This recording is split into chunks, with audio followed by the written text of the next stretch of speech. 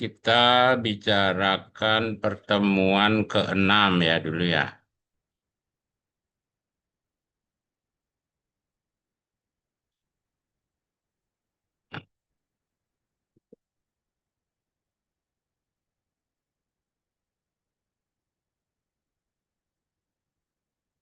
Materi ini udah belum deh ya? Belum ya? Pertemuan ke-6 belum ya? Berbagai wujud arsitektur lokal di Indonesia. Belum, Pak. Ya, halo? Belum ya? Oke, hari ini saya akan jelaskan dua materi. Jadi materi pertemuan ke-6 dan ke-7 ya. Jadi materi pertemuan ke-6 dan ke-7 itu terkait dengan keragaman lokalitas arsitektur di Indonesia. Jadi yang pertemuan ke-6 akan kita bicarakan tentang berbagai wujud arsitektur lokal di Indonesia, arsitektur lokal ya di Indonesia, kemudian arsitektur masa Hindu, Buddha, dan Islam di Indonesia. Nah, ini wujud arsitektur lokal di Indonesia. Jadi kita mulai dari Pulau Sumatera. Jadi dalam satu pulau itu ada banyak arsitektur lokal ya. Ada banyak karakter arsitektur lokal.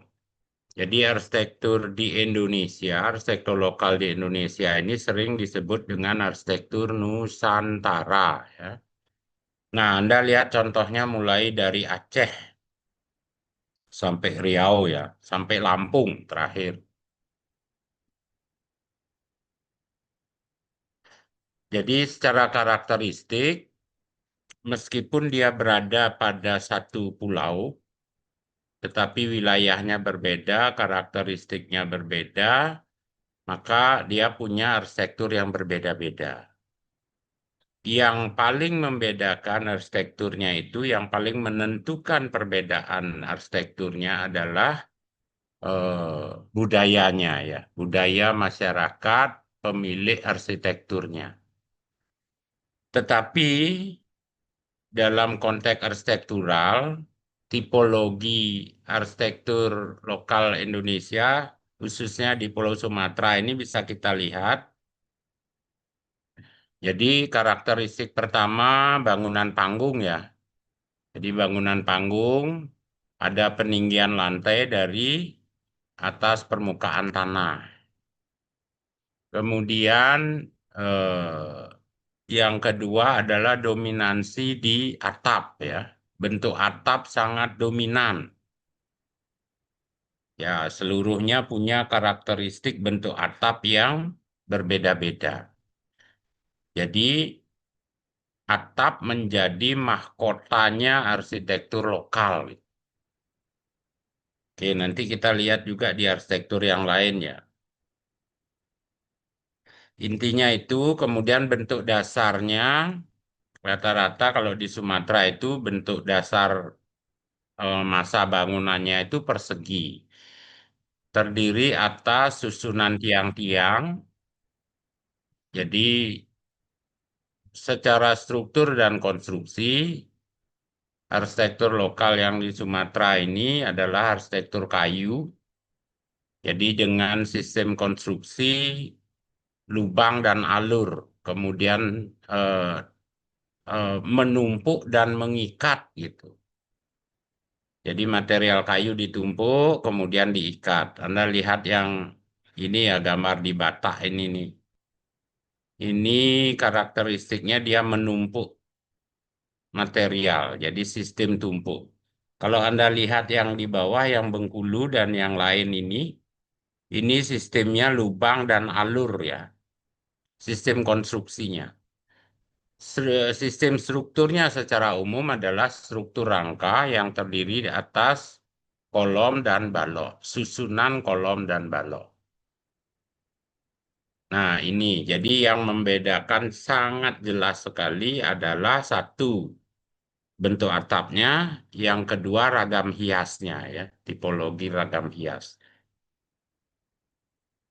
Oke, ini di Sumatera, Aceh, Batak, Nias, Bengkulu, Palembang, Riau, Padang, kemudian Lampung. Jadi semua punya karakter yang beda-beda.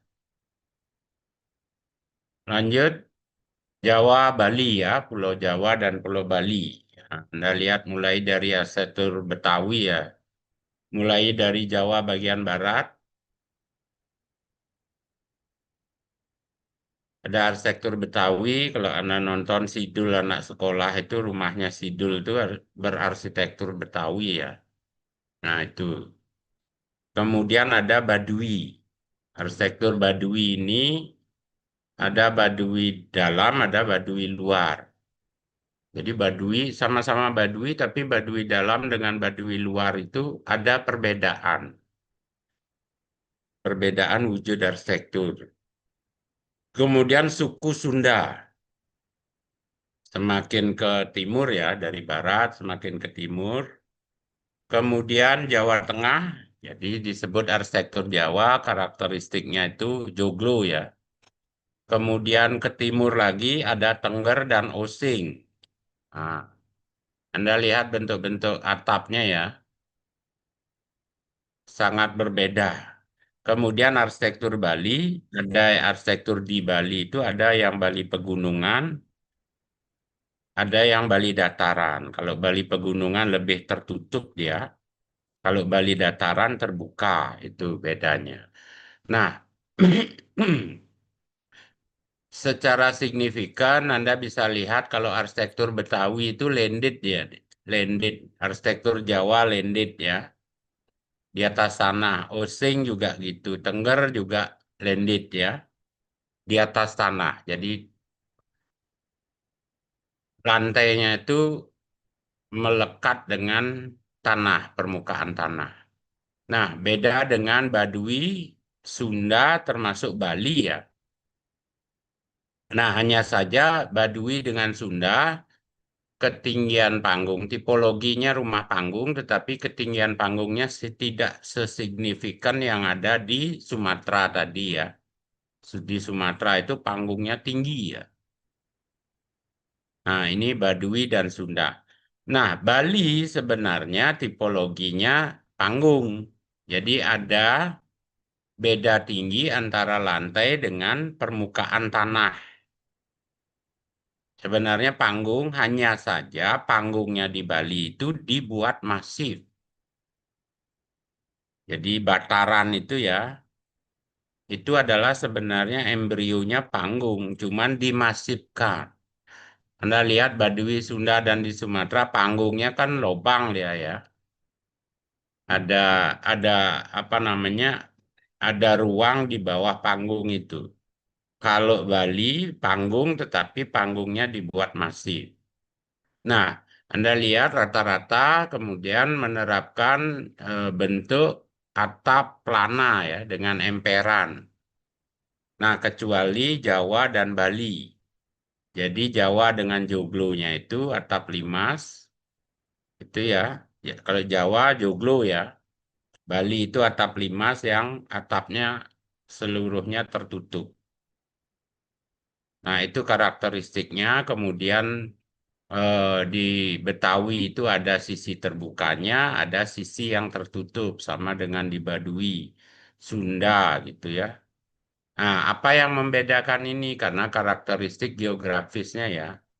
Umumnya di daerah dingin, di daerah yang berhawa dingin, itu akan cenderung tertutup. Oke, jadi ini ya ada yang bervariasi sekarang, ada yang landed di atas tanah, kemudian ada yang panggung, ada yang panggungnya tidak signifikan ketinggiannya. Jadi tipologi rumah panggung itu muncul untuk merespon persoalan air ya, persoalan air, kemudian persoalan apa namanya, kalau signifikan panggungnya lebih tinggi itu persoalan binatang buas gitu ya, dan sebagainya. Nah, itu yang menyebabkan kemudian eh, dibuat rumah panggung. Nah, ini Jawa Bali. Nah, kita lihat Kalimantan dan Sulawesi. Nah, Kalimantan dan Sulawesi juga rumah panggung ya. Jadi hampir seluruhnya mulai dari Kalimantan Timur, Kalimantan Tengah, Kalimantan Barat itu panggung. Kecuali Kalimantan Selatan ya. Kalimantan Selatan itu eh, apa namanya panggungnya tidak signifikan. Dia panggung sama dengan Baduy dan Sunda tadi. Tidak setinggi Kalimantan Timur, Tengah, dan Barat. Kita lihat Sulawesi lagi. Jadi Sulawesi mulai dari Sulawesi Tengah, Tenggara, Barat, dan Selatan itu semuanya tipologinya rumah panggung. Nah, lihat ciri khasnya, ada tertutup dan ada terbuka. Artinya tertutup itu ada dindingnya, ya, kemudian ada yang terbuka ya.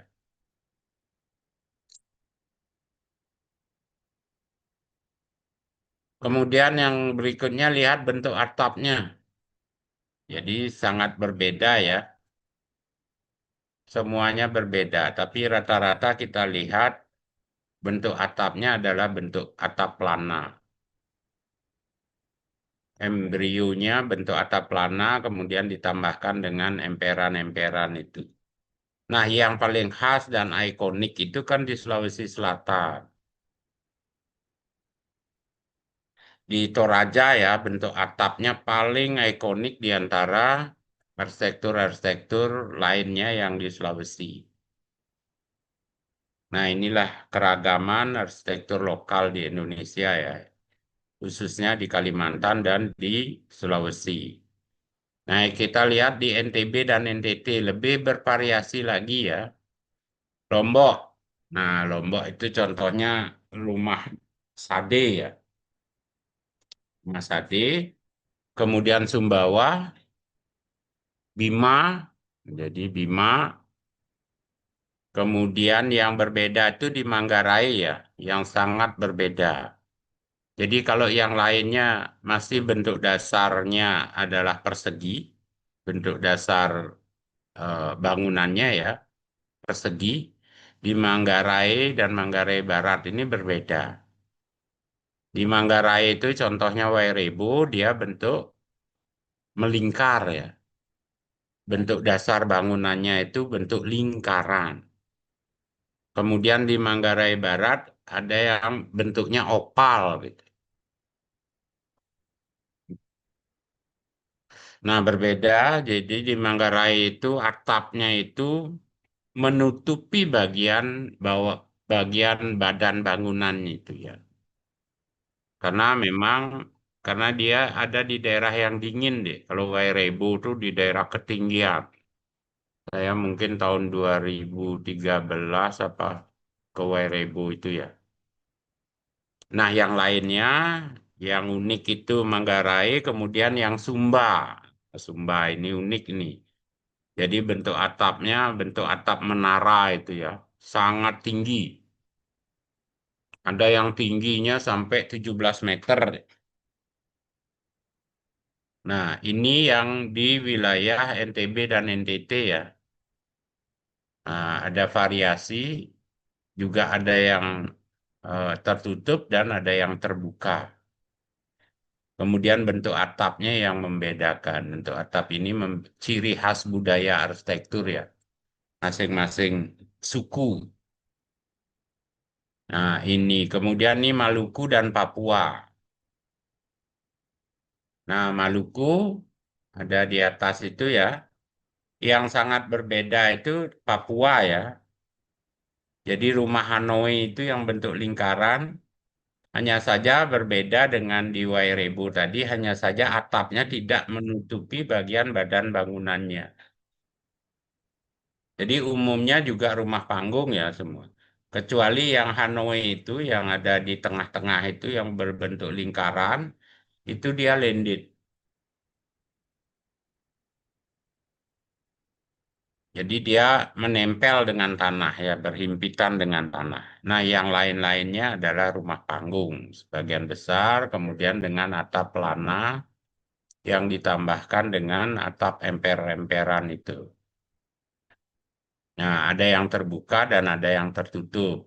Maluku Utara itu relatif terbuka, ada yang tertutup sebagian, ada yang terbuka, kemudian selebihnya itu tertutup. Itu karena kondisi iklim ya. Nah, inilah Maluku dan Papua. Nah, jadi itu yang di atas itu adalah apa namanya karakteristik lokal dari arsitektur Nusantara ya, mulai dari Aceh sampai Papua. Nah, sekarang kita lihat kelokalan arsitektur pada masa Hindu, Buddha, dan Islam. Jadi arsitektur yang didasarkan atas kepercayaan. Jadi umumnya yang kita lihat adalah arsitektur dengan fungsi peribadatan itu ya. Jadi kalau masa Hindu kita lihat ada Candi Prambanan, Candi Pawon, dan Candi Mendut. Jadi berbahan batu, terdiri atas susunan batu sedemikian rupa ya, disusun sedemikian rupa. Jadi sistem konstruksi batu yang diterapkan ini adalah sistem ikatan dengan kuncian. Jadi masing-masing batu itu punya apa namanya punya lekuk-lekukan yang mengunci antara satu dengan yang lainnya. Nah, ini di masa Hindu, kemudian terminal akhirnya masa Hindu itu ada di Bali.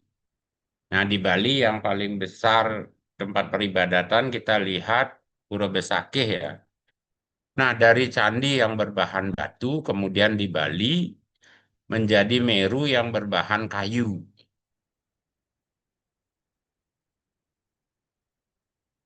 Nah, perubahan ini dari Jawa Timur ke Bali itu kenapa berubah? Karena memang di Bali satu ketersediaan material batunya apa namanya terbatas itu ya, yang lebih dominan itu kayu, sehingga berubahlah dari batu candi menjadi kayu. Kemudian yang kedua penyebabnya teknologi pengerjaan batu itu belum berkembang di Bali. Jadi di Bali itu lebih pada teknologi pengerjaan bangunan berbahan kayu. Nah, sehingga itulah terjadi perubahan tempat peribadatan meskipun dia sama-sama Hindu tetapi dari Candi Batu menjadi Meru berbahan kayu. Oke, itu zaman Hindu. Nah, kalau Buddha ini tempat peribadatannya candi, perbedaannya dengan Hindu kan kalau candi Buddha itu single building, satu masa bangunan dia besar gitu ya. Masa Hindu itu candinya relatif kecil tetapi banyak. Jadi compound building ya, jadi banyak masa bangunan kalau masa Hindu. Masa Buddha ini jadi berbahan batu, ada yang batu alam, kemudian berkembang di Biaro Bahal, daerah Palembang itu ya, Sriwijaya ya, itu berkembang Buddha, pada masa Buddha itu sudah berkembang teknologi material buatan berupa batu bata. Jadi pada masa dibangunnya Biaro Bahal, di Sriwijaya itu sudah mengenal teknologi material buatan, meskipun bahannya tetap dari alam. Jadi batu bata ini sudah dikenal ya. Nah, ini perkembangannya. Nah, kalau kita lihat pada masa Islam ya, mulai dari awal masjid di Aceh ini kita lihat masih berkarakter arsitektur lokal dengan atap tumpang bentuk limasan gitu ya. Jejak-jejak apa namanya Hindunya masih ada. Kemudian berkembang Masjid Demak, kalau kita lihat ya. Nah, Masjid Demak ini jelas di depannya sebenarnya bangunan masa Hindu, depannya, kemudian di belakangnya sudah ada masjid yang beratap kubah. Nah, ini masa transisi dari Hindu ke Islam. Nah, kita lihat Masjid di Keraton. Jadi Masjid di Keraton ini juga masih membawa apa namanya karakteristik arsitektur masa Hindu gitu ya. Kemudian Masjid Agung di Aceh ini kita lihat sudah secara total mengakomodir gaya arsitektur Islam yang berasal dari Timur Tengah, Persia, Ottoman, Turki dan sebagainya. Nah, itu apa namanya? Perkembangan dari arsitektur lokalnya kemudian secara perlahan-lahan berubah menjadi arsitektur yang didominasi oleh gaya arsitektur luar. Jadi di luar Indonesia ya. Nah, ini fenomena ini bisa kita lihat di tempat peribadatan umat Muslim. Oke, jadi itu apa namanya untuk pertemuan keenam ya. Materi ini sudah saya share di grup ya. Nanti Anda download di grup. Kita lanjut ke pertemuan ketujuh. Jadi pertemuan ketujuh ini masih lanjutan dari keragaman arsitektur lokalitas arsitektur di Indonesia ya. Jadi kita lihat sekarang arsitektur masa kolonial, masa kemerdekaan. Oke, kok belum. Nah, ini. Nah, di masa kolonial masuknya penjajah Belanda ya. Belanda itu menjajah kita 350 tahun ya.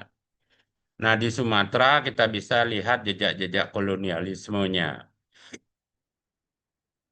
Pada awalnya, arsitektur kolonial itu dibawa ke Indonesia dari negeri Belanda, jadi dibawa persis ya. Dari Belanda ke Indonesia, apa yang ada di Belanda itu diterapkan di Indonesia. Jadi sangat jelas terlihat bahwa arsitektur kolonial pada masa-masa awal itu mementingkan bagian dindingnya. Jadi karena di Belanda itu subtropis ya. Jadi kalau subtropis itu karakteristik arsitekturnya perlindungan. Kalau dia perlindungan maka yang utama itu adalah dinding. Oke. Kemudian berkembanglah gitu. Lama kelamaan kemudian yang menghuni di arsitektur kolonial ini merasa ketidaknyamanan. Jadi suhu, kemudian kelembaban gitu karena Indonesia itu daerah tropis ya. Belanda itu subtropis 4 musim. Indonesia tropis dengan 2 musim. Barulah atas dasar respon terhadap iklim itu mulailah atap yang menjadi yang utama gitu ya. Anda lihat foto yang berwarna itu ya. Atapnya mulai ada overstack-nya. Jadi overstack ini untuk mengatasi hujan, kemudian untuk menghalau sinar yang dicari adalah sinar pantul. Kemudian membuat bukaan-bukaan yang lebar gitu ya. Yang tadinya sebagian besar, Anda lihat foto di sebelah kiri, sebagian besar itu bukaannya tertutup gitu ya, kaca. Dia hanya mementingkan sinar tapi lupa dengan pengudaraan. Nah, setelah berkembang merasa tidak nyaman, di dalam ruangan suhunya panas, kemudian kelembabannya tinggi gitu ya. Akhirnya mulailah mereka menyesuaikan, mengadaptasi arsitektur Belanda itu dengan melihat arsitektur-arsitektur di Indonesia. Mulailah memanfaatkan atau menggunakan atap sebagai bagian yang utama dari bangunannya. Ini di Sumatera ya beberapa contoh. Nah, ini Jawa dan Bali. Bisa kita lihat ya. Ya, gambar yang paling atas di kiri itu ada Lawang Sewu, kemudian Gedung Sate, Museum Gajah, dan seterusnya. Nah, salah satunya ada di Bali di Taman Ujung Karangasem. Jadi kita lihat Lawang Sewu ya, atap tidak begitu apa namanya berfungsi melindungi bagian bawahnya gitu ya, bagian badan bangunan. Lawang Sewu, Gedung Sate. Jadi mereka menghadirkan atap karena sekedar gitu tidak fungsionalnya tidak optimal gitu ya. Nah, kemudian barulah eh, kita lihat contohnya di Taman Ujung Karangasem, barulah atap menaungi bagian yang di bawahnya. Nah, di bawah Taman Ujung itu ada rumah tinggal ya, mulai selain ada atap juga ada overstack dari beton itu ya. Karena bangunannya tinggi, konsekuensi dari bukaan-bukaan yang sangat besar dan tinggi, jadi loh kok ada gangguan ini air hujan, terpaan air hujan ke bukaannya, kemudian sinar matahari juga masuk gitu ya. Akhirnya ditambahkan dengan atap plat itu. Jadi ketinggian bangunannya dibuat tinggi untuk memperbesar volume ruang. Semakin besar volume ruang, semakin banyak udara yang mengalir, sehingga ruang di dalamnya itu sejuk. Makanya umumnya arsitektur kolonial, contohnya ya kalau ada di Singaraja ya, masih ada sampai sekarang itu tinggi-tinggi bangunannya, ruangannya besar-besar, sehingga dia di dalamnya sejuk karena banyak udara yang mengalir ya. Nah, itu arsitektur kolonial. Jadi intinya dari Belanda kemudian diadaptasikan dengan iklim tropis di Indonesia. Nah, ini di Kalimantan dan Sulawesi. Jadi sudah menggunakan atap. Ada yang di Kalimantan itu di apa itu ya? Di Tenggarong ya, yang paling bawah kiri bawah itu belum menggunakan atap, jadi masih menggunakan atap plat gitu. Nah, itu masih eklektiknya dari Belanda di bawah. Yang lainnya sudah mulai menggunakan atap. Mulai menggunakan bukaan-bukaan yang memang terbuka seperti jendela gitu ya. Yang pada awalnya bukaannya itu hanya menggunakan kaca dengan tujuan mendapatkan sinar. Persis seperti di Belanda yang subtropis ya. Kalau di subtropis kan sinarnya itu sulit ya, karena dia 4 musim ya. Oleh karena itu dia membuat bukaan dengan kaca yang besar-besar. Tetapi mereka karena dingin maka tidak membuat jendela gitu. Nah itu tetapi kemudian di tropis disesuaikan. Pakai kaca, pakai bukaan jendela juga untuk mengalirkan udara ke dalam ruang. Nah ini contoh di NTB NTT ya beberapa bangunan yang masih ditemukan.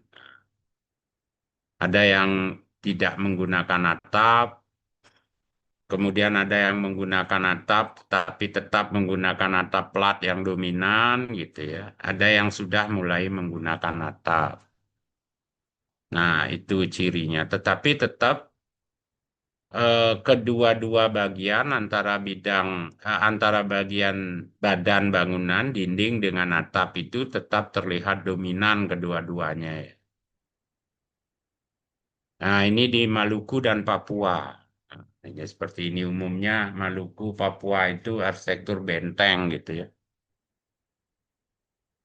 Jadi arsitektur benteng itu dinding jelas yang menjadi yang dominan tanpa atap. Atapnya hanya atap plat. Jadi karena dia arsitektur benteng itu kan perlindungan.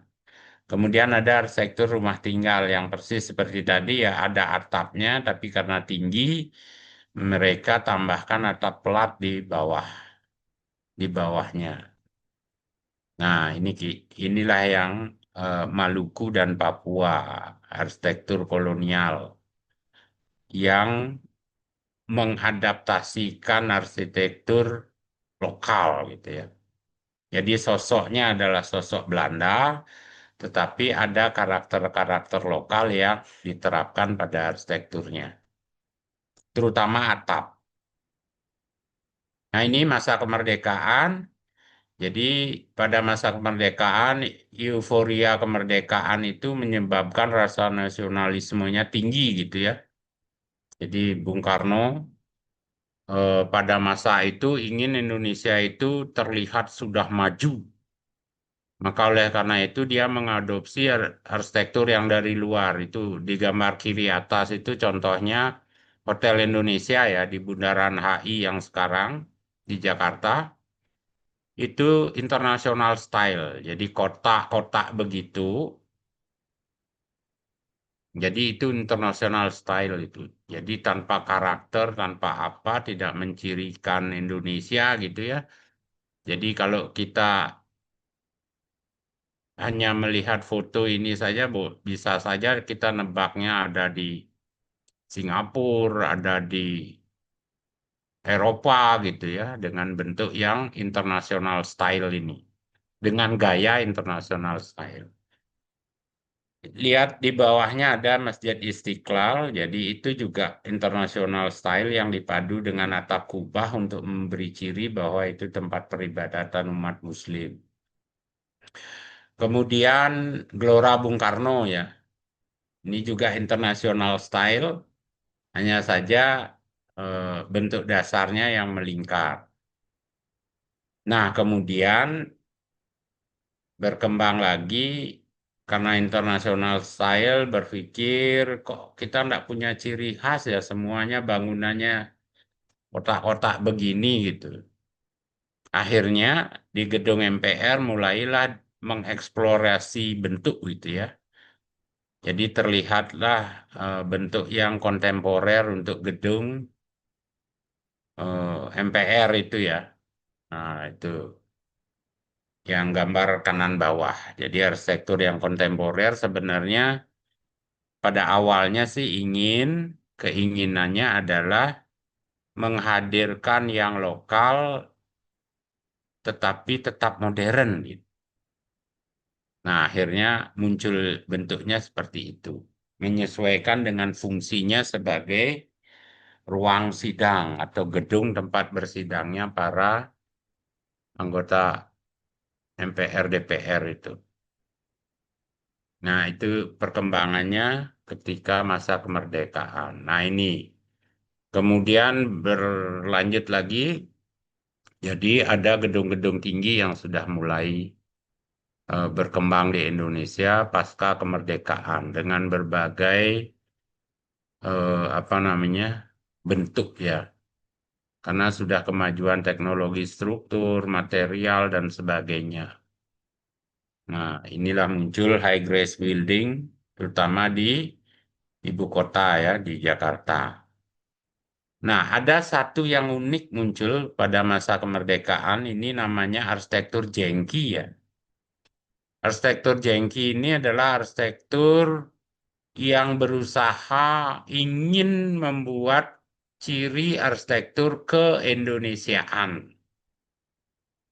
Akhirnya para arsitek profesional pada waktu itu mengeksplorasi bentuk hadirlah yang seperti ini gitu ya. Miring sana, miring sini gitu ya. Akhirnya arsitektur ini sekarang sudah tidak ada karena sudah tidak diterima oleh masyarakat dengan bentuknya yang aneh itu ya, fasad yang aneh itu. Jadi dulu masih saya pernah lihat di Bandung atau di Jogja beberapa gitu ya, mungkin sekarang udah nggak ada lagi. Nah ini arsitektur jengki namanya, jadi arsitektur yang berusaha pada zaman Bung Karno dulu para arsitek profesional itu ditugaskan untuk membuat desain ke arsitektur keindonesiaan yang mencirikan Indonesia. Jadi muncullah yang begini, tapi akhirnya ya hilang begitu saja karena tidak diterima, karena aneh itu ya. Tidak fungsional, kalau menanggulangi sinar juga dia kena sinar, hujan juga kehujanan gitu. Ya itu. Ya inilah disebut arsitektur jengki. Anda bisa cari di Google banyak informasi tentang ini. Nah, jadi itu untuk penjelasannya ya keragaman lokalitas arsitektur di Indonesia. Nah, sekarang tugas. Jadi minggu depan tanggal berapa ya? Tanggal berapa sih? Minggu depan tanggal 20 ya. Tanggal 20 Anda mengumpulkan tugas. Nanti mohon koordinator membuat drive, cemplungkan tugasnya ke drive itu, kemudian drive tugasnya itu eh, sematkan di grup WA ini ya. Di info group itu ada diisi link drive ini. Nah, ini tugasnya jelajah lokalitas arsitektur di Nusantara. Jadi arsitektur tadi dari Aceh sampai Papua itu, arsitektur Nusantara itu Anda jelajahi di mana sih apa identifikasi karakteristik kelokalannya ya. Jadi masing-masing. Saya berharap nanti berbeda-beda. Ini grup apa individu ya? Saya lupa ya tugasnya. Halo? Harusnya sih individu, Pak, karena kita sedikit di mata kuliah saya materi. Ya, ya tugasnya individu ya. Hmm, kan tidak ada grup ya. Jadi menguraikan karakteristik lokal arsitektur Nusantara. Artinya Anda mengidentifikasi misalnya Anda mengangkat objeknya arsitektur Aceh itu ya. Nah, Anda jelajahi karakteristik lokalnya. Nanti formatnya saya udah kirimkan di grup ya. Nah, isinya ini. Anda buat pendahuluan, kemudian deskripsikan objeknya, objek yang Anda amati, yang akan Anda identifikasi, kemudian identifikasi karakteristik lokal arsitekturnya. Nah, kira-kira itu secara sistematika ya. Nah, lebih jelasnya saya share sebentar ya. Eh, saya belum buka.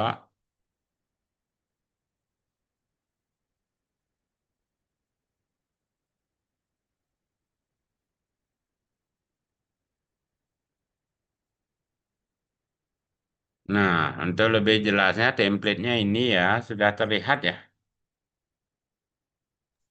Nah, Sudah, ini Pak. template-nya. Nanti template ini jangan dirubah-rubah fontnya, kemudian spasinya, kemudian marginnya, format kertasnya jangan dirubah ya. Tinggal Anda merubah isi-isinya saja. Misalnya merubah judulnya, karakteristik lokal arsitektur Jawa. Di provinsi apa, Jawa Tengah misalnya atau apa ya. Nah, tinggal ngerubah itu. Jenis huruf, spasi, format kertas, margin, dan sebagainya jangan dirubah. Tinggal Anda isi ini. Nah, ini formatnya ya.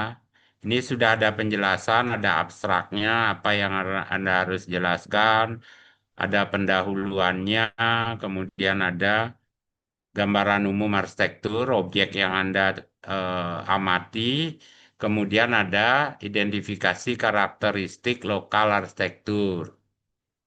Jadi bagian C ini mengidentifikasi kelokalan arsitekturnya, identifikasi dari fungsinya. Jadi Anda lihat kemudian di denahnya ada ruang apa saja sih di dalamnya di arsitektur Aceh misalnya. Jadi secara fungsional masing-masing ruang itu berfungsi untuk apa? Makanya cari data yang selengkap-lengkapnya ya. Kemudian berkaitan dengan ruang-ruangnya ya. Jadi fungsinya fungsi secara umum dulu apakah dia rumah tinggal, tempat tinggal, apakah dia balai adat, apakah dia apa namanya? Fungsi-fungsi yang lain gitu ya. Silahkan. Kemudian jelaskan ruang yang ada di dalamnya, kemudian bentuknya. Jadi Jadi bentuknya Anda jelaskan, uraikan tipologi bangunannya apa seperti tadi ya, apakah dia bertipe panggung dan sebagainya. Kemudian jelaskan bagian-bagiannya, bagian kaki, badan, dan kepalanya. Lengkapi dengan penjelasan sistem struktur konstruksi beserta material yang digunakan. Termasuk nanti unsur estetika, jadi elemen-elemen keindahan yang diterapkan, ragam hiasnya, ornamen, dekorasinya, gitu ya. Kemudian makna, jadi maknanya penjelasan secara filosofis. Jadi apa bangunan atau arsitektur yang Anda jelajahi itu mengekspresikan apa sih gitu ya? Apa makna yang bisa kita tangkap dari wujud arsitekturnya? Jadi Anda bisa mencari sumber-sumbernya dari jurnal-jurnal ya, berkaitan dengan makna, fungsi, dan sebagainya. Cari jurnalnya, misalnya arsitektur Aceh, dari jurnal yang membahas tentang fungsi arsitektur Aceh gitu ya, tentang ruang, tentang apa. Jadi sumbernya harus jelas. Nah, yang terakhir adalah penutup, apa yang dapat Anda simpulkan dari identifikasi terhadap karakteristik lokal arsitektur sesuai dengan objek Anda. Nah, terakhir itu referensi ya, sumber-sumber yang Anda rujuk untuk menyusun tugas ini.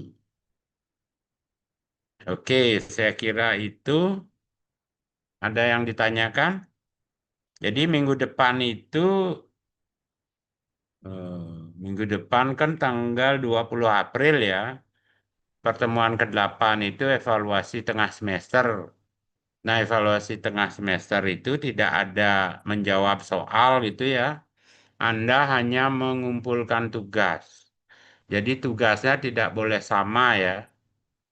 Ada yang ambil arsitektur Jawa, ada yang Sumatera, Kalimantan, Sulawesi gitu. Tidak boleh sama. Oke ya, nanti tinggal cemplungkan, tolong ada yang mengkoordinir, membuatkan eh, drive-nya ya. Nanti link drive-nya sematkan di eh, grup WA ini ya, A5 Globalitas Lokalitas.